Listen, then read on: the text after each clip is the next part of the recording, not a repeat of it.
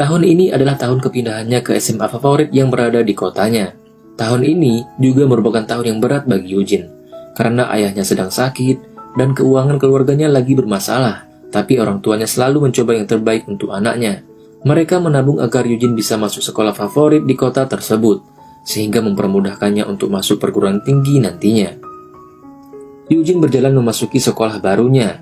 Kemudian, ada seorang laki-laki mengenakan jaket berwarna hitam menggunakan sepeda motor. Ia lewat di samping Eugene. Tak sengaja, laki-laki tersebut menginjak selang air sehingga selang air tersebut pecah dan airnya mengenai Eugene. Pria ini bernama Cheng Zeng, merupakan orang kaya generasi kedua dari seorang pejabat yang terkemuka dan juga merupakan pangeran pujaan di sekolahnya. Eugene menentangi Cheng Zeng dengan emosi dan berkata, "Apa kamu tak bisa naik motor?" Namun tiba-tiba ada bola baseball hampir mengenai Eugene. Untung saja dengan cepat Cheng Zeng dapat menangkapnya. Bukannya minta maaf karena menyebabkan baju Eugene basah kuyup, Cheng Zeng hanya tersenyum lalu berkata, "Lain kali hati-hati ya," kemudian beranjak pergi. Dari situlah membuat Eugene tak suka dengan Cheng Zeng. Di koridor sekolah, saat Eugene memasuki peralatannya ke dalam loker, Fu Huao mendekati Eugene. Mereka pun berkenalan. Mo Fu Huao memiliki latar belakang keluarga yang sama dengan Eugene, yaitu dari keluarga yang biasa-biasa saja. Ia menjadi teman pertama dan satu-satunya bagi Eugene di sekolah. Kemudian ada Meng Su, merupakan pacar masa kecilnya Cheng Zeng. Sama seperti Cheng Zeng, ia berasal dari keluarga yang kaya raya. Saat di sekolah, ia selalu menganggap Eugene sebagai musuhnya. Di dekat Meng Su selalu ada Song Ming yang selalu mengikuti Meng Su.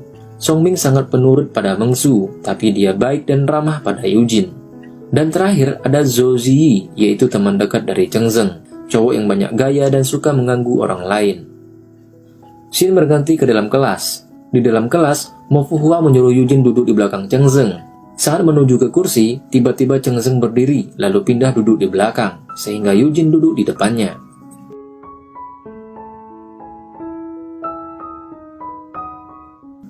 Tak terasa hari demi hari telah berlalu. Hari ini pun merupakan pembagian hasil ujian matematika. Melihat hasil yang diperoleh Eugene, Ziyi mengejek Eugene yang hanya 4 poin lebih tinggi darinya, yaitu 52. Eugene hanya diam diejek seperti itu, berbanding terbalik dengan Cheng Zeng yang mendapat nilai yang sempurna. Eugene ingin keluar kelas, tapi dengan diam-diam membawa sebuah buku. Cheng Zeng curiga Eugene ingin menyontek, ia pun langsung merebut buku itu dari Eugene. Padahal sebenarnya, Eugene hanya menyembunyikan pembalut di dalam buku itu. Eugene hanya bisa menahan malu karena pembalutnya jatuh dari buku itu. Ia pun segera lari pergi dari kelas. Cheng Zeng jadi merasa bersalah.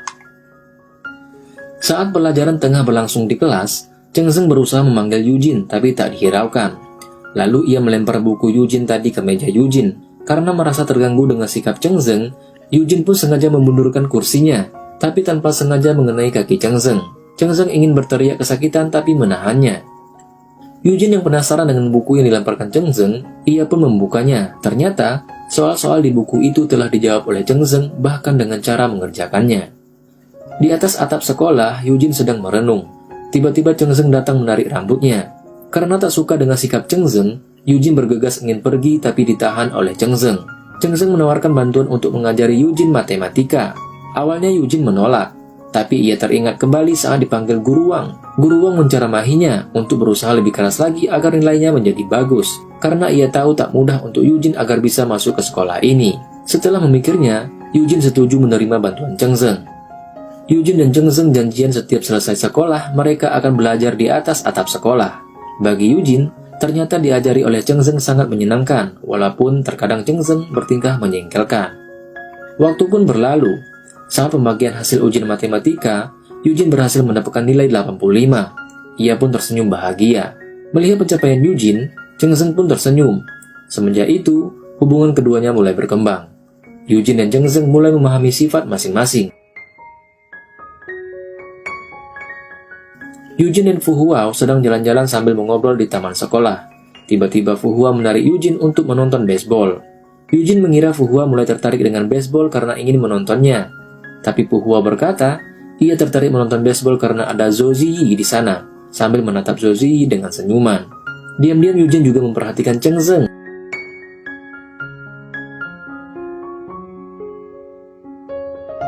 Tak lama seorang siswa memanggil Eugene. "Guru Wang memanggilmu," kata siswa tersebut. Cheng Zeng bingung melihat Yujin tiba-tiba pergi dari barisan penonton. Cheng Zeng pun mendatangi Fu Huao dan berkata, "Di mana Yujin? Ada sesuatu yang terjadi dengan keluarganya. Dia harus pulang," kata Fu Huao. Semenjak Yujin pergi, Cheng Zeng merasa tak semangat di sekolah. Saat pelajaran berlangsung, ia hanya melamun sambil menatap kursi Yujin yang kosong. Hari demi hari berlalu. Karena tak semangat sekolah, Cheng Zeng bahkan tidur di kelas. Cheng Zeng terbangun saat ada gadis yang duduk di kursi Yujin. Ternyata itu Fu Huao. Cheng Zeng menegur Fu Huao untuk tidak duduk di kursi itu. Fu Huao berkata, Yujin yang memintanya untuk tukaran tempat duduk. Fu Huao memberi kode kepada Cheng Zeng bahwa Yujin sudah kembali. Mendengar hal itu, Cheng Zeng segera berlari menuju asrama Yujin. Ia menggedor-gedor pintu kamar Yujin. Saat Yujin membuka pintu, Cheng Zeng langsung menyodorkan banyak pertanyaan. "Kenapa kau tukaran tempat duduk? Apa aku ada berbuat salah? Jelaskan padaku apa salahku. Aku tak akan mengganggumu lagi sampai ujian masuk perguruan tinggi." Namun Yujin meminta Cheng Zeng pergi karena ia tak ingin membicarakannya. Cheng Zeng tidak ingin pergi, setidaknya ia ingin Yujin menjawab pertanyaannya. Dengan berat hati, Yujin memperlihatkan tanda, yaitu kain hitam di lengan kiri atasnya. Tanda tersebut artinya sedang berkabung atau berduka. Dapat disimpulkan, ayah Yujin telah meninggal dunia. Untuk melampiaskan rasa sedihnya, Yujin memilih untuk berlari mengelilingi lapangan di sekolah. Diam-diam, Cheng Zeng mengikutinya dari belakang. Melihat Yujin sangat sedih, Cheng Zeng tidak berani mendekatinya. Dan Cheng Zeng pun menepati janjinya bahwa ia tak akan menemui atau mengganggu Yujin sampai ujian masuk perguruan tinggi.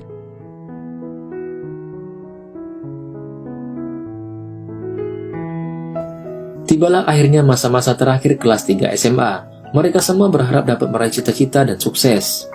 Di pesta kelulusan, Cheng Zeng terus memperhatikan Yujin yang duduk bersama Fu Huao. Mengsu berusaha mengalihkan perhatian Cheng Zeng dari Yujin. Namun akhirnya, Cheng Zeng memberanikan diri mengajak Yujin untuk berdansa. Yujin berusaha menolaknya, tapi Cheng Zeng langsung menariknya. Dan akhirnya mereka pun berdansa. Mengsu hanya dapat melihatnya dengan rasa patah hati. Song Ming mendekati Mengsu dan berusaha menghiburnya. Pada malam itu, Cheng Zeng memberanikan diri untuk menyatakan cintanya pada Yujin. "Su Yujin, jadilah pacarku. Su Yujin, ikutlah denganku ke Beijing. Su Yujin, tetaplah bersamaku," ucap Cheng Zeng dengan suara yang nyaring sambil menatap langit. Namun Yujin tidak menerima ataupun menolak pernyataan cinta dari Cheng Zeng. Yujin hanya tersenyum sambil mengucapkan selamat malam lalu pergi meninggalkan Cheng Zeng.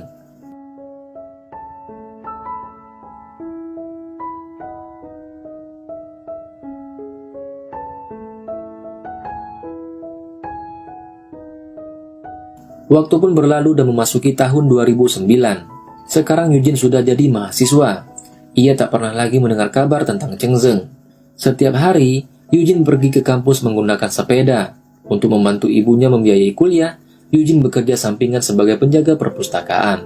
Di perpustakaan, Yujin bertemu staf lainnya yaitu Suan Juan. Keesokan harinya, mereka bekerja sampingan lain lagi yaitu menawarkan produk air minum. Seiring waktu, mereka menjadi sangat akrab. Kemudian Yujin bertemu dengan Fu Huao. Menurut Fu Huao, Yujin beruntung bertemu dengan Juan. "Dia baik dan sepertinya dia menyukaimu," kata Fu Huao. Kemudian Yujin pun menjawab, "Jangan bicara ngawur." Saat mereka tengah asik mengobrol, ada suara memanggil nama Yujin. Yujin mencari asal suara itu. Tiba-tiba Cheng Zeng muncul. Yujin sebenarnya senang bertemu dengan Cheng Zeng lagi, tapi ia pura-pura acuh. Lalu Juan pun datang. "Apa kau temannya Yujin? Perkenalkan, aku pacarnya." Yujin kaget mendengar ucapan Juan. "Aku juga pacarnya," sahut Cheng Zeng tak mau kalah. Yujin mencoba meralat ucapan Cheng Zeng. "Dia temanku saat SMA," kata Yujin. Malas berbasa-basi lagi, Cheng Zeng mengajak Yujin dan Juan untuk jalan-jalan menggunakan mobilnya, dan adiknya yang menyetir. Nama adik Cheng Zeng adalah Zhang Yu. Mereka pergi ke kuil, lalu menuliskan harapan mereka. Yujin menoleh ke samping untuk melihat harapan yang ditulis oleh Cheng Zeng. Tapi Cheng Zeng segera menutupinya sambil tersenyum. Agar Cheng Zeng dan Yujin bisa berdua saja, Zhang Yu sengaja mengajak Juan untuk membeli minuman. Yujin bertanya pada Cheng Zeng, sebenarnya apa yang dia inginkan, kenapa dia datang menemuinya. "Apa kau tahu betapa menderitanya hatiku setelah kau pergi? Aku berusaha melupakanmu, tapi aku tak bisa," kata Cheng Zeng dengan emosi. Malamnya, Cheng Zeng, Yujin, dan Juan makan bersama. Cheng Zeng menawari Yujin untuk minum. Awalnya Yujin berusaha menolak, tapi karena Cheng Zeng memaksa, akhirnya ia menerimanya. Setelah Yujin mabuk dan tertidur, Cheng Zeng menawari Juan untuk minum sebagai gantinya Yujin. tapi Juan tak menghiraukan Cheng Zeng. Cheng Zeng kesal Juan tak ingin minum demi Eugene. Akhirnya ia memilih meminumnya sendiri. Tiba-tiba Eugene mengigau memanggil nama Cheng Zeng saat ia mabuk. Dari situlah Juan mengerti perasaan Eugene untuk siapa. Semenjak kejadian itu, Juan tidak pernah lagi mau menegur Eugene. Kemudian Eugene datang ke apartemen Cheng Zeng, lalu marah pada Cheng Zeng karena mengira Cheng Zeng penyebab Juan tidak mau menegurnya lagi. Cheng Zeng terlihat senang dengan kedatangan Eugene, tapi Eugene langsung menyodorkan banyak pertanyaan. Apa yang kau katakan pada Juan? Kenapa kau selalu menggangguku? Apa yang kau rencanakan dengan adikmu? Kata Eugene sambil emosi. Cheng Zeng pun berusaha menahan emosi Eugene. Ia pun langsung mendorong Eugene ke dinding dan memegangi tangannya. Apa kau pikir aku menyebabkan masalah antaramu dengan Juan? Kau yang memanggil namaku saat mabuk. Jika kau tak percaya, kau bisa tanyakan langsung kepada Juan. Jika kau tak suka padaku, mengapa kau memberiku harapan? Mengapa kau tak menolakku? Jadi aku bisa berhenti berharap, jawab Cheng Zeng. Semenjak pertengkaran mereka saat itu, Cheng Zeng tak pernah datang lagi mengunjungi Eugene. Hari-hari Eugene pun berlalu seperti biasanya dengan tenang.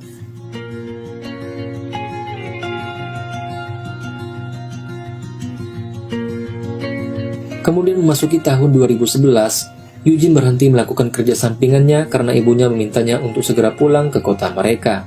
Ibu Eugene ingin menikah lagi. Eugene merestui pilihan ibunya. Dia yakin almarhum ayahnya di sana juga ingin ibunya bahagia. Saat Eugene dan ibunya sedang jalan berdua, Eugene tak sengaja bertemu dengan Cheng Zeng. Cheng Zeng tersenyum senang melihat Eugene. Eugene berkata, "Apa yang kau lakukan di sini?" Cheng Zeng pun menjawab, "Pabrik elektronik nomor 2 di dekat rumahmu telah dibeli ibuku. Jadi aku sedang ada urusan di pabrik tersebut." Di rumah Eugene, Cheng Zeng kasihan melihat Eugene yang sudah kelelahan membuat lampion dari bambu yang berbentuk kelinci. Cheng Zeng menyuruh Eugene berhenti membuat benda tersebut. Lagi pula hasil yang kamu peroleh sangat sedikit dari kerajinan ini.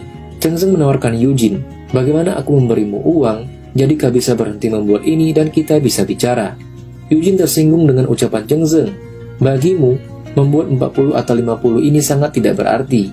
Tapi bagiku, ini bisa hidup selama 2 hari. Merasa bersalah dengan ucapannya tadi, Cheng Zeng berusaha keras untuk membuat lampion kelinci itu. Eugene pun tersentuh melihat usaha yang dilakukan Cheng Zeng semalaman. Selama semalam membuat lampion itu, Cheng Zeng berhasil membuat 5 lampion, tapi tidak ada lampion yang sempurna. Eugene tertawa melihat hasil buatan Cheng Zeng. Cheng Zeng hanya bisa tersenyum malu. Tiba-tiba Cheng Zeng berkata, "Berjanjilah setelah kau lulus, kau pergi ke Beijing dan tinggallah bersamaku." Kemudian Eugene mengangguk kecil tanda ia menyetujuinya. "Berjanjilah kali ini kau tak akan lari lagi," kata Cheng Zeng.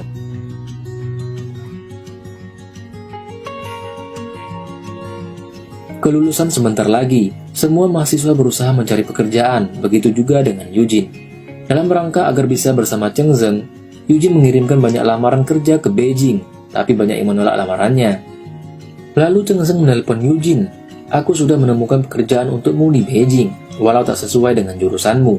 "Maaf Cheng Zeng, aku sudah menemukan pekerjaan tapi di Shanghai. Aku sudah memintamu untuk pindah ke Beijing. Apa kau tak mempedulikanku?" kata Cheng Zeng. "Aku sudah berusaha mencari pekerjaan di Beijing tapi tak ada perusahaan yang menerimaku.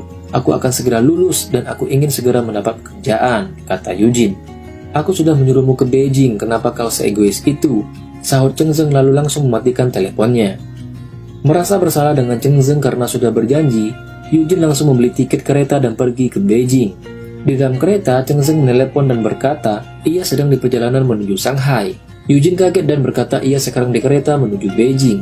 Cheng Zeng menyuruh Eugene untuk turun di stasiun Tan Ai, ia yang akan datang ke sana. Mereka pun akhirnya bertemu di stasiun tersebut. Cheng Zeng berkata, "Walau berada di ujung dunia sekalipun, aku tak akan pernah melepaskanmu."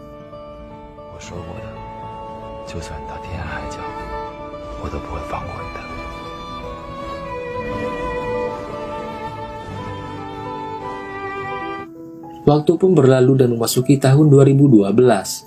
Cheng Zeng dan Eugene sedang pindahan ke rumah baru mereka. Pu Huao, Song Ming, dan Ziyi membantu beres-beres.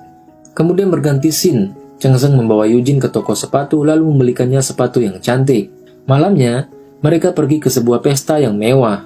Ternyata itu rumahnya Zhang Yu, adik Cheng Zeng yang tadi. Betapa terkejutnya Cheng Zeng dan Eugene melihat Juan di sana. Zhang Yu mengatakan Juan adalah tunangannya. Eugene mengucapkan selamat kepada Juan. "Kau beruntung mendapatkan Zhang Yu, dia perempuan yang baik." Kemudian, Eugene dan Cheng Zeng ingin pulang tapi sekarang hujan. Untung saja Cheng Zeng sudah membawa payung. Saat akan jalan, Eugene teringat dengan sepatu mahal yang ia kenakan. Ia tak ingin sepatu itu terkena air hujan, sehingga ia memilih untuk melepaskannya. Melihat hal itu, Cheng Zeng menawarkan Eugene agar dia menggendong Eugene. Eugene pun menyetujuinya. Eugene berkata, "Cheng Zeng, mengapa kau tak pernah menyerah padaku? Aku khawatir jika aku menyerah padamu, tidak ada orang yang bisa menerima temperamen burukmu," jawab Cheng Zeng. "Jadi, maukah kau menikah denganku?" kata Eugene. Eugene, aku berjanji, aku tak akan pernah meninggal kamu seumur hidupku," jawab Cheng Zeng dengan tegas.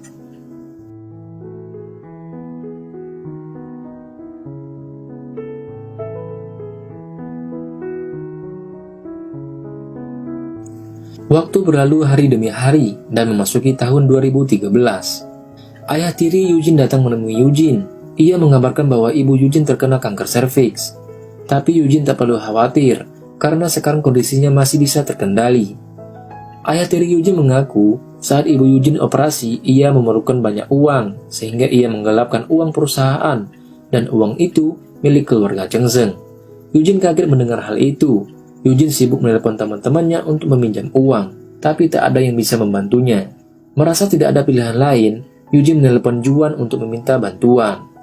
Di rumah, Cheng Zeng memberitahu Eugene, tadi ada teman sebelah kamar Eugene menelepon dia, mengatakan tidak bisa memberikan Eugene pinjaman. Cheng Zeng mempertanyakan apa masalah Eugene hingga ia memerlukan pinjaman sebanyak itu. Eugene hanya diam tak menjawab. Cheng Zeng berkata, sebenarnya dia sudah tahu masalah Eugene karena tadi dia menelpon ayah tiri Eugene. Cheng Zeng memberikan banyak uang tapi Eugene tak ingin menerimanya. Eugene mengaku dia sudah meminjam uang pada Juan. Namun, betapa emosinya Cheng Zeng mendengar hal itu. "Masalah sebesar ini, bahkan kamu tak bertanya padaku dulu. Bagimu, aku ini apa? Apa aku suatu kesalahan?" kata Cheng Zeng sambil memarahinya. "Cheng Zeng, dengarkan aku. Paman Wu, ayah tiri Eugene tadi, mendapatkan pekerjaan karenamu, dan ia juga terdapat masalah penggelapan uang di perusahaanmu. Tapi bagaimana bisa kamu minjam uang kepada Juan?" kata Cheng Zeng. Cheng Zeng pergi meninggalkan Eugene dan dengan emosi menuju ke rumah Juan. Cheng Zeng melemparkan uang yang ia pegang ke Juan. Juan hanya tersenyum sinis diperlakukan seperti itu. Mereka pun terlibat pertengkaran. Akhirnya Cheng Zeng pulang ke rumah. Eugene sudah menunggunya. Eugene menghampiri Cheng Zeng dan berkata, ia akan membayar hutangnya pada Cheng Zeng. Cheng Zeng dengan emosi berkata, "Bagaimana kamu bisa melunasi hutang yang ada di hatiku?" Eugene hanya diam tak menjawab. "Bicaralah, aku paling benci saat kau diam seperti ini. Sejak tahun 2007, pertama kali aku bertemu denganmu sampai saat ini, selama 6 tahun, bagaimanapun juga, kau masih tak mencintaiku. Lupakanlah, mari kita berpisah," ucap Cheng Zeng.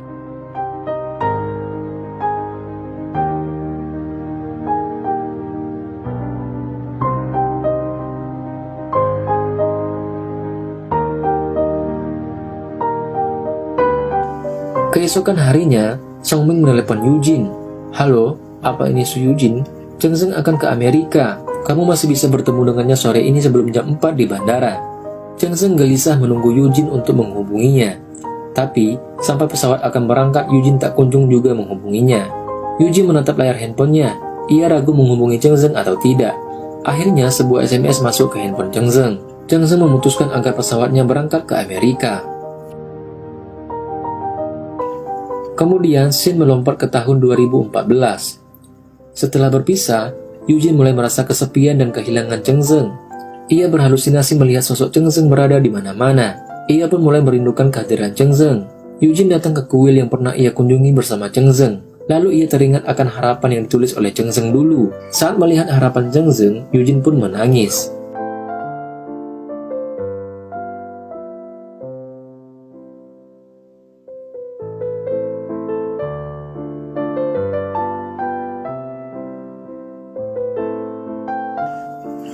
Waktu memasuki tahun 2015. Akhirnya, Eugene memutuskan untuk menyusul Cheng Zeng ke Amerika. Eugene membawa peta dan bertanya-tanya ke orang-orang di sekitarnya. Ternyata, Eugene sedang mencari alamat Cheng Zeng di Amerika karena ingin menemuinya. Eugene sampai di depan sebuah hotel. Eugene terdiam saat melihat Cheng Zeng keluar dari hotel itu. Cheng Zeng membuka pintu mobilnya lalu diam sambil menatap langit. Eugene ingin mendekati Cheng Zeng, tapi ia terhenti saat melihat seorang wanita hamil keluar dari hotel itu. Cheng Zeng segera membantu wanita hamil itu jalan. Eugene hanya bisa menangis melihatnya dan memilih pergi dari situ, karena Eugene mengira bahwa wanita hamil itu adalah istri Cheng Zeng. Tanpa sengaja, Cheng Zeng melihat Eugene sedang berlari di pinggir jalan. Cheng Zeng segera berlari mengejar Eugene tapi tidak ketemu. Kemudian scene berganti. Eugene sedang berdiri di atas atap sekolahnya dulu. Tiba-tiba ada yang menarik rambutnya. Saat menoleh ke samping, Eugene terkejut melihat Cheng Zeng. Apakah berusaha menemukanku di New York beberapa waktu yang lalu? Eugene hanya diam saja. Cheng Zeng mengeluarkan handphonenya dan memperlihatkan video wanita hamil yang pernah berdua dengan Cheng Zeng di hotel tersebut. Di dalam video, ada wanita itu, bayinya, dan juga suaminya. Wanita itu menjelaskan saat Eugene ke New York, dia masih dalam keadaan hamil. Cheng Zeng hanya membantunya sebagai teman. Setelah mendengar hal itu, Eugene hanya bisa menangis karena dia sudah salah paham. Eugene dan Cheng Zeng pun berpelukan. Film ini pun berakhir dengan happy ending.